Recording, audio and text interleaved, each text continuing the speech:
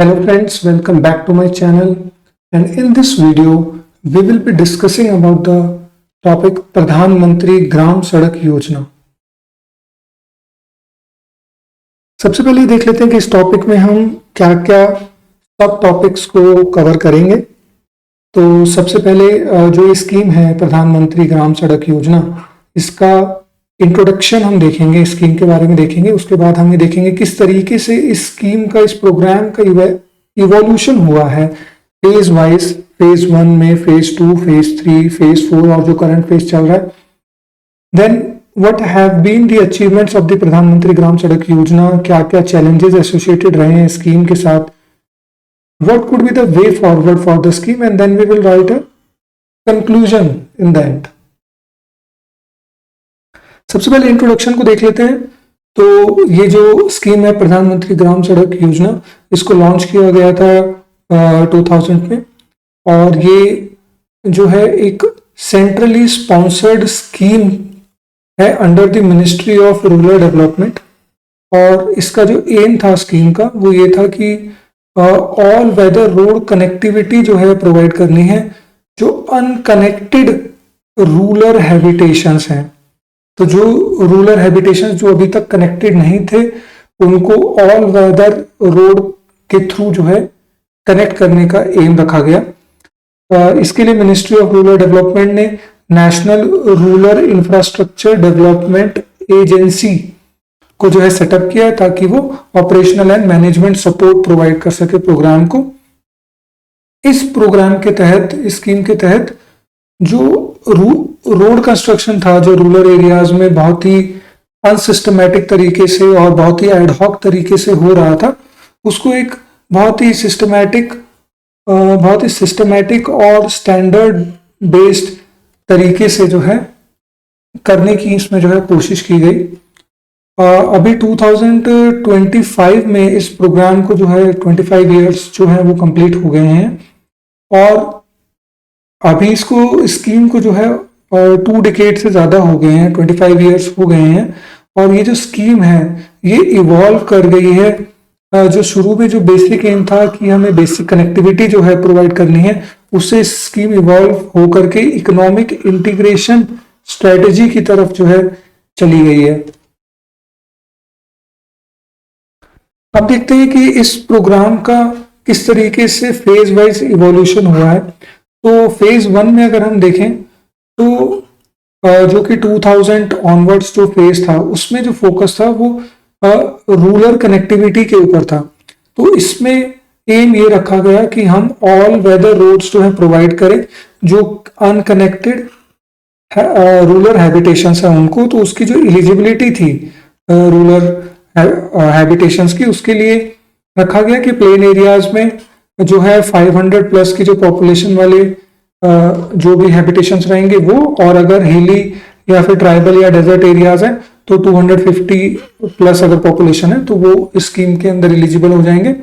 शुरू में फेज 1 में अगर देखा जाए तो ये 100% जो है सेंट्रली फंडेड थी, और इस फेज में फोकस किया गया एक्सेस के ऊपर कि लोगों को एक्सेस मिले रोड का, उस पर उनको एज ए डेवलपमेंट राइट देखा गया रोड कनेक्टिविटी को लोगों के लिए। तो फेज 1 में फेज 2 जो आया प्रोग्राम का जो कि 2013 ऑनवर्ड्स था, इसमें जो फोकस हमारा रहा वो कंसोलिडेशन और अपग्रेडेशन के ऊपर रहा, क्योंकि बेसिक कनेक्टिविटी तो हमने प्रोवाइड कर ही दी थी फेज 1 में रूरल एरियाज में।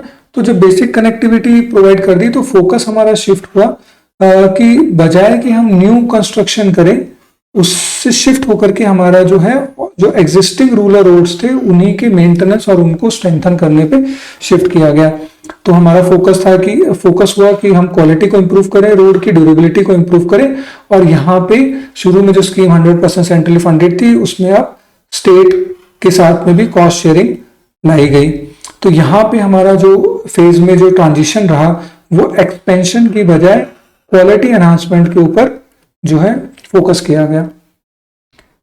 नेक्स्ट इसी में देखें, अगर हम फेज 2 में कुछ स्पेशल इंटरवेंशंस किए गए मिड 2000s में, जिसमें लेफ्ट विंग एक्सट्रीमिज्म और बॉर्डर एरियाज पर भी फोकस किया गया। तो जो left wing extremism affected districts थे और जो हमारे लिए स्ट्रेटेजिकली सेंसिटिव रीजन्स थे उन पर फोकस किया गया, ताकि हमारी एडमिनिस्ट्रेटिव रीच वहां पे बढ़े, हम हमारी इंटरनल सिक्योरिटी को इंप्रूव कर पाए, डेवलपमेंट को पेनिट्रेट कर पाए उन रीजन्स में। और इन इंटरवेंशंस के थ्रू फोकस ये किया गया कि कनेक्टिविटी को यूज किया जाए नेशनल इंटीग्रेशन के लिए और इंटरनल सिक्योरिटी के लिए। फिर जो फेज 3 आया प्रोग्राम का, जो कि 2019 से 2025 में रहा, तो इसमें जो फोकस था वो था इकोनॉमिक इंटीग्रेशन करने का। तो जो रूरल के जो थ्रू रूट्स थे और जो मेजर रूरल लिंक्स थे उनके कंसोलिडेशन पे फोकस किया गया कि हम जो विलेजेस हैं उनको कनेक्ट कर पाए टाउन से और हॉस्पिटल से, स्कूल से, जो एग्रीकल्चरल मार्केट्स हैं उनसे। तो जो विलेजेस कनेक्ट होंगे इकोनॉमिक एंगल को देख करके और सोशल एंगल को देख करके, तो इकोनॉमिक पेनिट्रेशन हो पाए और सोशल इंटीग्रेशन हो पाए, इकोनॉमिक इंटीग्रेशन हो पाए।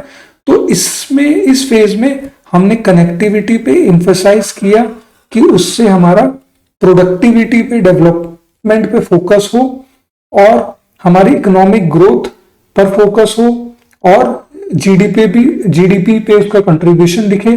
तो इस तरीके से हमने इस पे फोकस किया। तो रोड को एज अ टूल हमने यहाँ इस्तेमाल करने की कोशिश की, रोड कनेक्टिविटी को फॉर इकोनॉमिक डेवलपमेंट। अभी जो 2025 के बाद जो करंट फेज अभी रनिंग है, इसमें हमारे जो फोकस एरियाज जो चल रहे हैं वो है कि हम क्लाइमेट रिजिलियंट कंस्ट्रक्शन के ऊपर फोकस कर रहे हैं कि किस तरीके से प्लास्टिक वेस्ट को यूज करके रोड्स बनाएं या कोल्ड मिक्स टेक्नोलॉजी को हम यूज करें। तो बेसिकली प्लास्टिक वेस्ट रोड्स में तो जो प्लास्टिक वेस्ट होता है उसी को यूज किया जाता है, बिटुमिन और एग्रीगेट्स वगैरह के साथ यूज किया जाता है रोड कंस्ट्रक्शन में। और कोल्ड मिक्स टेक्नोलॉजी में जो बिटुमिन होता है और जो एग्रीगेट्स होते हैं उसका जो मिक्सिंग होता है वो नॉर्मल एम्बिएंट टेम्परेचर्स पे होता है, रादर देन जो हॉट मिक्स टेक्नोलॉजी है, हॉट मिक्स एग्रीगेट्स होते हैं उसमें टेम्परेचर काफी ज्यादा जाता है। तो इस कोल्ड मिक्स टेक्नोलॉजी को जो बहुत ही रिमोट एरियाज हैं या फिर जो हिली रीजन्स हैं उनमें इसको यूज किया जाता है, जहां पे हम हॉट मिक्स टेक्नोलॉजी को, हॉट मिक्स एसफॉल्ट को उन एरियाज तक पहुंचाने में सामर्थ्य नहीं है या उनका ट्रांसपोर्टेशन वहां तक करना बहुत मुश्किल है, तो वहां पे कोल्ड मिक्स टेक्नोलॉजी को यूज कर रहे हैं। साथ ही साथ अभी करंट फेज में जीआईएस पे फोकस है, जियो टैगिंग पे फोकस है, ताकि हम बेटर मॉनिटरिंग कर पाए रोड डेवलपमेंट का भी और उनके मेंटेनेंस का भी।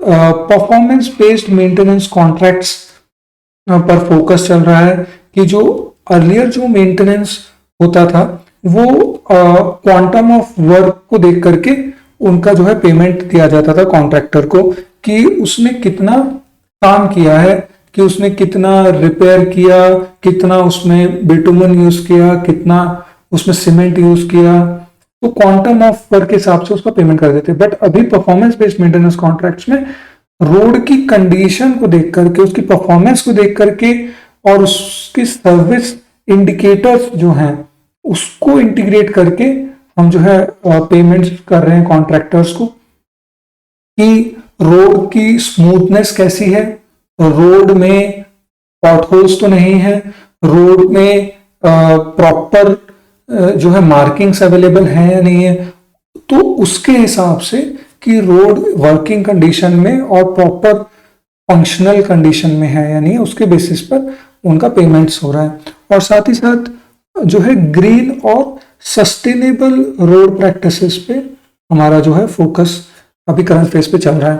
तो इवोल्यूशन अगर हम समरी ले लें इस पूरे प्रोग्राम की, उसका एक एनालिटिक पर्सपेक्टिव तरीके से अगर हम उसको इवेल्युएट करें, तो फेज 1 जो हमारा था उसमें बेसिक कनेक्टिविटी हमें प्रोवाइड करना था क्योंकि रोड्स उतने थे ही नहीं। तो बेसिक कनेक्टिविटी देना है, सोशल इंक्लूजन लेके आना है, लोगों को कनेक्ट करना है जो मार्केट के साथ है और जो बेसिक सर्विसेज के साथ, तो लोगों को भी लेके आना है, सोशल इंक्लूजन करना है उनका। फेज 2 में हमने फोकस किया अपग्रेडेशन पे, क्योंकि बेसिक कनेक्टिविटी हो गई है तो अब हमें अपने एसेट की सस्टेनेबिलिटी को देखना है कि उसकी क्वालिटी और ड्यूरेबिलिटी कैसी है।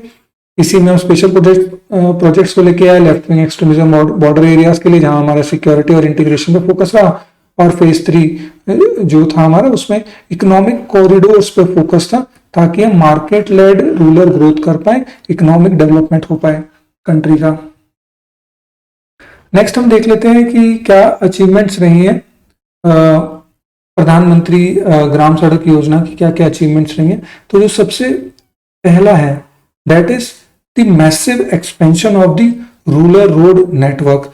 तो इस प्रोग्राम के तहत हम अभी तक अराउंड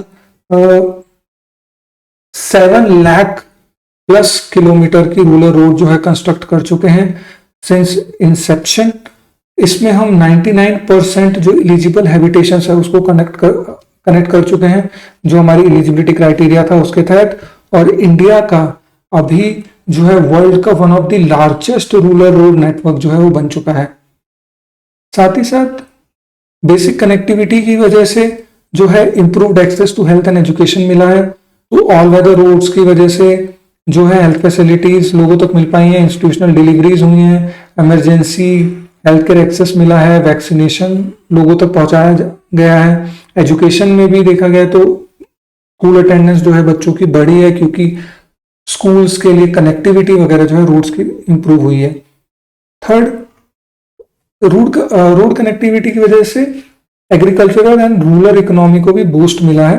तो बेटर कनेक्टिविटी की वजह से ट्रांसपोर्ट कॉस्ट रिड्यूस हुआ है, इससे पोस्ट हार्वेस्ट लॉसेस फार्मर्स के जो हैं वो रिड्यूस हुए हैं, फार्मर्स को फायदा पहुंचा है, क्योंकि वो मंडी तक का उनका एक्सेस जो है वो इंप्रूव हो गया है और प्रोक्योरमेंट सेंटर्स के लिए उनका एक्सेस इंप्रूव हो गया है, तो वो अपने फार्म प्रोड्यूस को वहां तक इजीली कम समय पे पहुंचा पा रहे हैं।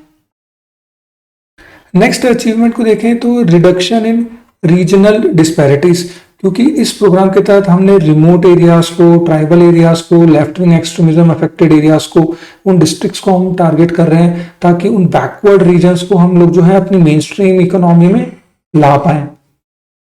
नेक्स्ट है strengthening the governance and service delivery. इसमें भी फायदा पहुंचा है, क्योंकि रोड्स बनने से जो गवर्नमेंट के जो ऑफिशियल्स हैं वो इंस्पेक्शन करने के लिए या ऑडिट करने के लिए, मॉनिटर करने के लिए प्रोग्राम्स को डिफरेंट उनकी मोबिलिटी जो है वो इंप्रूव हो पाई है, वो लोग वहां पे जा पा रहे हैं इजीली। प्लस जो स्कीम्स हैं उनका भी बेटर इम्प्लीमेंटेशन हो रहा है, हो पा रहा है उसकी वजह से, जैसे एमजी नरेगा या पब्लिक डिस्ट्रीब्यूशन स्कीम, या हमें राशन बांटना है लोगों में, तो हम लोगों तक पहुंच पा रहे हैं, अपनी स्कीम्स को लोगों तक ले जा पा रहे हैं रोड कनेक्टिविटी की वजह से। Plus 6 point is employment generation and poverty reduction. तो कंस्ट्रक्शन जो हो रहा है rural road construction mass scale पे, उसकी वजह से लोकल एम्प्लॉयमेंट जो है वो क्रिएट हो रहा है, स्पेशली अनस्किल्ड लेबर के लिए। और जो नॉन फार्म एक्टिविटीज है उनको भी बूस्ट मिल रहा है, जैसे कि ट्रांसपोर्ट सर्विसेज हो गई, या फिर जो स्मॉल शॉप्स या लॉजिस्टिक सर्विसेज है, अदर जो एक्टिविटीज हैं अदर देन दी एग्रीकल्चर, उनको भी बूस्ट मिल रहा है। नेक्स्ट हम देख लेते हैं कि क्या क्या चैलेंजेस हैं इस स्कीम के साथ जो ये स्कीम फेस कर रही है। फर्स्ट वन इसके अंदर जो है that is maintenance deficit and asset sustainability, क्योंकि इस स्कीम या योजना के तहत हमारा जो फोकस है वो कंस्ट्रक्शन के ऊपर ज्यादा रहा है रादर देन दी लॉन्ग टर्म मेंटेनेंस। तो हमने रूरल रोड नेटवर्क तो बहुत ज्यादा एक्सपेंड कर दिया है, लेकिन वो कितने फंक्शनल है रोड्स, उसमें कितने पॉट होल्स हैं, वो कहीं ना कहीं एक अभी भी चैलेंज है हमारे लिए। सेकंड है funding constraints and cost escalation, क्योंकि जो इनपुट कॉस्ट है वो काफी बढ़ गई है, इसकी वजह से प्रोजेक्ट कॉस्ट बढ़ रही है और फंडिंग के भी कंस्ट्रेंट्स हैं। तो जब सेंट्रल या स्टेट फंड रिलीज नहीं हो पाते तो उससे जो पेस ऑफ वर्क है वो अफेक्ट हो रहा है। थर्ड इसमें चैलेंज है land acquisition and local disputes, तो जो डिस्प्यूट्स हो रहे हैं, क्योंकि रोड बनानी है तो एक्विजिशंस करने पड़ेंगे, बट जो लैंड टाइटल्स हैं वो इतने अनक्लियर नहीं है, प्लस जो कंपनसेशन डिमांड्स हैं उसमें भी डिस्प्यूट्स देखने को मिलता है। Next are the environmental and ecological concerns की जो रोड कंस्ट्रक्शन हम करते हैं, जो फ्रेजाइल इकोसिस्टम्स है जैसे कि हिली रीजन्स में, हिमालयाज में, वेस्टर्न घाट्स में, उससे फिर लैंडस्लाइड रिस्क जो है वो इंक्रीज होता है। Next are the connectivity gaps in left wing extremism areas. तो यहाँ पे सिक्योरिटी थ्रेट्स की वजह से कंस्ट्रक्शन डिले होता है। जो कॉन्ट्रैक्टर्स हैं वो वहां पे काम नहीं करना चाहते क्योंकि उनको सिक्योरिटी थ्रेट मिलते हैं, तो वो रिलक्टेंट है काम करने के लिए। Next are the quality control and technical issues. तो जो रोड कंस्ट्रक्शन हो रहा है उसमें जो टेक्निकल इश्यूज हैं वो भी देखने को मिलते हैं। जो ड्रेनेज डिजाइन है वो पुअर है, या सॉइल टेस्टिंग उतनी एडिक्वेट है या कराई ही नहीं गई है। क्वालिटी मॉनिटरिंग भी फिर कॉम्प्रोमाइज हो जाती है, इसमें करप्शन का एंगल आ जाता है, या कॉन्ट्रैक्टर ऑफिशियल का जो एक नेक्सस बना हुआ है उसकी वजह से जो है क्वालिटी कंट्रोल पे भी प्रॉब्लम है। Next is last mile connectivity and habitation criteria. क्योंकि जो हमने जो पॉपुलेशन या हैबिटेशन का जो थ्रेशोल्ड रखा क्राइटेरिया का कि 500 प्लेन एरियाज में, 250 हिली या फिर ट्राइबल एरियाज में, उसकी वजह से जो स्मॉलर हैबिटेशन है वो एक्सक्लूड हो गई। खास करके जैसे जो ट्राइबल सेटलमेंट्स हैं जो कि स्कैटर्ड रहती हैं वो भी एक्सक्लूड हो गई, उनमें भी एक्सेस इश्यूज हो गए। प्लस जो हमने जो ये क्राइटेरिया बनाया तो वो हमने 2011 के सेंसस के हिसाब से बनाया, तो वो भी आउटडेटेड हो गया है, वो भी अभी के करंट सिनेरियो के हिसाब से अपडेटेड नहीं है। Next, what could be the way forward for Pradhan Mantri Gram Sadak Yojana. इसमें फर्स्ट है कि we should shift from connectivity to quality and durability. अभी तक काफी फोकस जो है स्कीम का जो है रोड लेंथ क्रिएटेड पे रहा है कि हमने इतना लाख किलोमीटर रोड बना दिया, लेकिन रोड लाइफ इंश्योर्ड पे अभी उतना फोकस नहीं है, तो हमें वहां पे ज्यादा फोकस रखना है और परफॉर्मेंस बेस्ड मेंटेनेंस कॉन्ट्रैक्ट्स को इंट्रोड्यूस करना है। फॉर एग्जांपल मध्य प्रदेश ने इसको इंट्रोड्यूस किया है, बाकी स्टेट्स को भी इसको जो है इंट्रोड्यूस करना चाहिए। Second is climate resilient infrastructure. इसमें ग्रीन टेक्नोलॉजीज को हमें और प्रमोशन देना चाहिए, प्रमोट करना चाहिए। इसमें प्लास्टिक वेस्ट रोड्स जो है वो हो गए कि प्लास्टिक वेस्ट को लेकर के या कोल्ड मिक्स टेक्नोलॉजी का हमें इस्तेमाल करना चाहिए, जो खास करके हाई रेनफॉल एरियाज हैं या फिर हिली रीजन्स हैं या फिर रिमोट रूरल एरियाज हैं, वहां पे कोल्ड मिक्स टेक्नोलॉजी और जियो सिंथेटिक्स का यूज करना चाहिए वीक सॉइल एरियाज में। तो जो भी एरियाज हैं जो जहाँ पे सॉइल जो है थोड़ी वीक है, उसकी लोड बेयरिंग कैपेसिटी उतनी ज़्यादा नहीं है, जहाँ पे बहुत ही क्ले सॉइल है या फिर बहुत ही मडी टाइप की वाटर लॉक्ड सॉइल है, तो उसकी स्ट्रेंथ को इंप्रूव करने के लिए, लोड बेयरिंग कैपेसिटी को इंप्रूव करने के लिए जियो सिंथेटिक्स, जो कि बेसिकली जो है सिंथेटिक पॉलीमर मटेरियल्स होते हैं, सिंथेटिक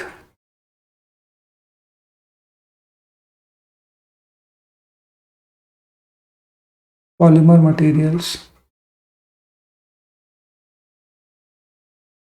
तो सिंथेटिक पॉलीमर मटेरियल्स को यूज करके उस सॉइल की स्ट्रेंथ को जो इंप्रूव करने की जो टेक्नोलॉजी है उसको भी हमें यूज करना चाहिए।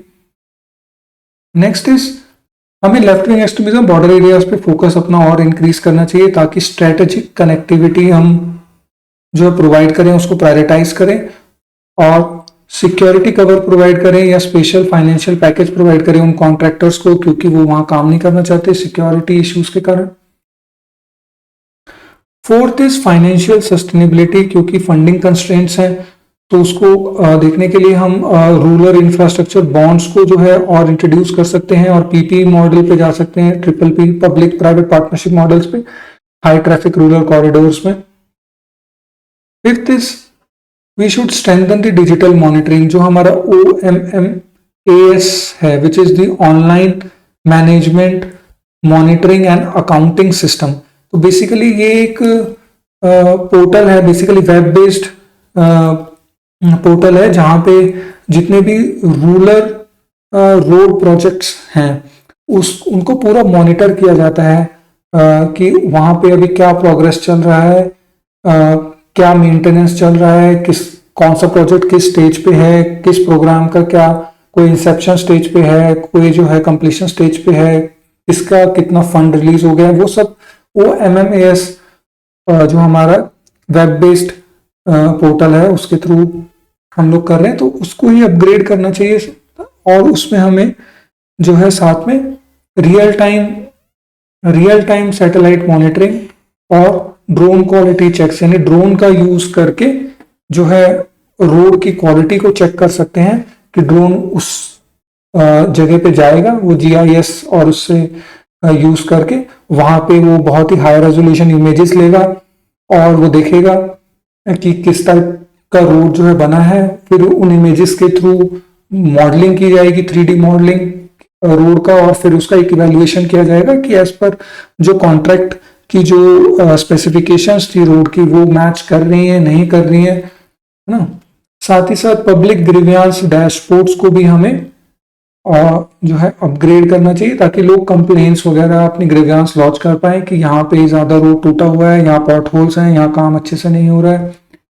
प्लस हमें आउटकम बेस्ड इवेल्युएशन की तरफ जाना चाहिए। जो हमारा आउटपुट जो है अभी जो किलोमीटर बिल्ट, कितना हमने किलोमीटर बनाया है, अभी उससे फोकस हमारा हट करके इंडिकेटर्स कि हमने जो रोड बनाई है उससे फायदा क्या हो रहा है, क्या स्कूल अटेंडेंस बच्चों की बढ़ रही है, क्या इंस्टीट्यूशनल डिलीवरीज बढ़ी हैं उस गांव की, उसको हमें यहाँ पे आउटकम बेस्ड इवेल्युएशन की तरफ लेके जाना चाहिए।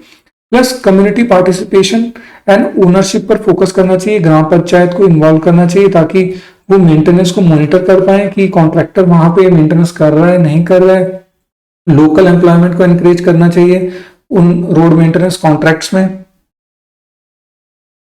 नेक्स्ट कि प्रधानमंत्री ग्राम सड़क योजना के लिए हम क्या कंक्लूजन जो है फाइनली जो है लिख सकते हैं। तो इसमें सबसे पहले कंक्लूजन के लिए आप थोड़ा सा पास्ट बता सकते हैं कि इस योजना के तहत हमने अभी तक क्या जो है अचीव किया है, और फिर एक आप इसमें फ्यूचर उसका बता सकते हैं कि ये जो हमारी योजना है इसका फ्यूचर में कैसे इस योजना को जो है हमें आगे लेके चलना है। तो उसके लिए हम बता सकते हैं फ्यूचर में कि उसमें क्या ट्रांजिशन हमें लेना चाहिए, स्कीम अभी किस स्टेज पे है उसको किस स्टेज पे लेके जाना है, और स्कीम का क्या विजन रहना चाहिए और उस विजन को हमें कैसे अचीव करना है। तो पास्ट में आप बता सकते हैं कि जो ये प्रधानमंत्री ग्राम सड़क योजना है इसने हमारे रूरल इंडिया को ट्रांसफॉर्म किया है। जो पहले आइसोलेशन में था उसको इंटीग्रेशन की तरफ लेके गए हैं, all weather road connectivity provide करके। बियॉन्ड रोड्स हमने जो है सोशो इकोनॉमिक मोबिलिटी को एनेबल किया है, गवर्नेंस को भी स्ट्रेंथन किया है, रीजनल डिस्पैरिटीज को भी हमने कम किया है। और फ्यूचर जो है उसमें हम ट्रांजिशन बताएंगे कि क्या ट्रांजिशन इस स्कीम को लेना चाहिए। तो रोड कंस्ट्रक्शन प्रोग्राम या रोड कंस्ट्रक्शन की स्कीम से इसे इवॉल्व होकर के रूरल ट्रांसफॉर्मेशन कैटलिस्ट की तरफ अपने आप को लेके जाना चाहिए। और इस स्कीम का जो विजन होना चाहिए वो ये होना चाहिए कि इस स्कीम को कॉर्नर स्टोन बन जाना चाहिए इंक्लूसिव ग्रोथ के लिए और बैलेंस्ड रीजनल डेवलपमेंट के लिए। और ऐसा करने के लिए, विजन अचीव करने के लिए हमें इंटीग्रेटेड प्लानिंग करनी पड़ेगी, और इस इंटीग्रेटेड प्लानिंग में क्लाइमेट रेजिलियंस, इकोनॉमिक कन्वर्जेंस और कम्युनिटी ओनरशिप, तो इन एलिमेंट्स को हमें अपने इंटीग्रेटेड प्लानिंग में एंकर करके रखना है, इन्वॉल्व करके रखना है। इससे हमारी ये जो स्कीम है वो इंक्लूसिव ग्रोथ की तरफ और रीजनल डेवलपमेंट की तरफ जो है उसका एक कॉर्नर स्टोन बन जाएगी। So thank you very much friends, मिलते हैं नेक्स्ट वीडियो में, तब तक के लिए बाय बाय।